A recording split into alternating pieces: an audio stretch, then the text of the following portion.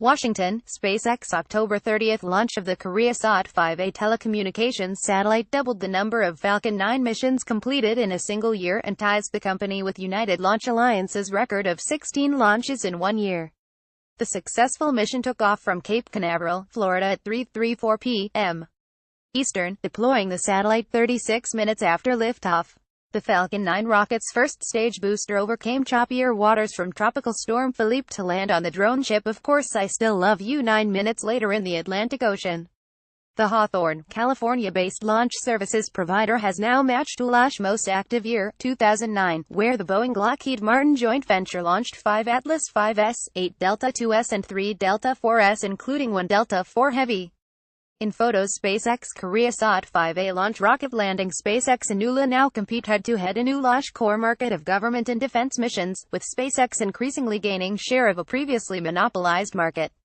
Lower prices have helped SpaceX expand its U.S. government customer base. 2 NASA contracts awarded last week, Sentinel-6A for a SpaceX Falcon 9 mission and Landsat 9 for a ULA Atlas V mission, were worth $97 million and $153.8 million respectively. SpaceX Falcon 9 KoreaSat 5A launch. Credit SpaceX webcast in the commercial sector. SpaceX charges $62 million for a normal Falcon 9 mission, and now commands a substantial share of global business. SpaceX has topped the maximum annual launch records of Russia's Proton rocket, 14 missions, 6 of which were government-owned, and Arianespace, 12 missions split between 6 Ariane 5, 3 Soyuz and 3 Vega. One notable difference is that Arianespace launches 2 satellites on most Ariane 5 missions, while the vast majority of Falcon 9s launch 1 satellite at a time. Proton is also capable of dual launches, but has only done so for Russian government missions, not commercial. SpaceX has more missions on its manifest before 2017 is complete, including the recently announced secretive Zuma mission, a space station resupply mission, an Iridium launch and the Falcon Heavy debut.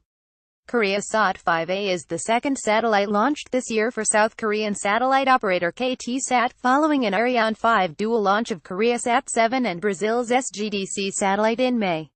The new spacecraft replaces KoreaSat 5, which is only 11 years old, but lost capacity early due to a solar array drive mechanism malfunction. Most geostationary telecom satellites last for 15 years. The solar glitch didn't stop KT-SAT from returning to that manufacturer, Thales Alenia Space, for both KoreaSat-7 and KoreaSat 5A. Unique to KoreaSat 5A is an expanded maritime footprint over the Persian Gulf, Indian Ocean, South China Sea, and East China Sea.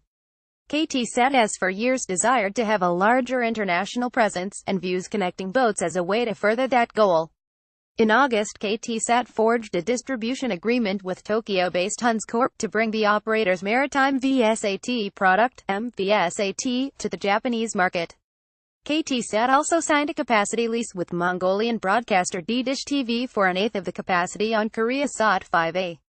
KoreaSat 5A reaches Indonesia, Japan, Korea, the Philippines, and the Middle East from 113 degrees east, carrying 12 Ka-band 36 MHz transponders and 24 Ka-band 54 MHz transponders.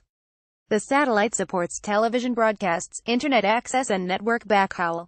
KT-SAT's total fleet consists of KoreaSat-6, KoreaSat-7, the ABS-2 KoreaSat-8 Condosat, KoreaSat 5A, and, for as long as it lasts, KoreaSat 5.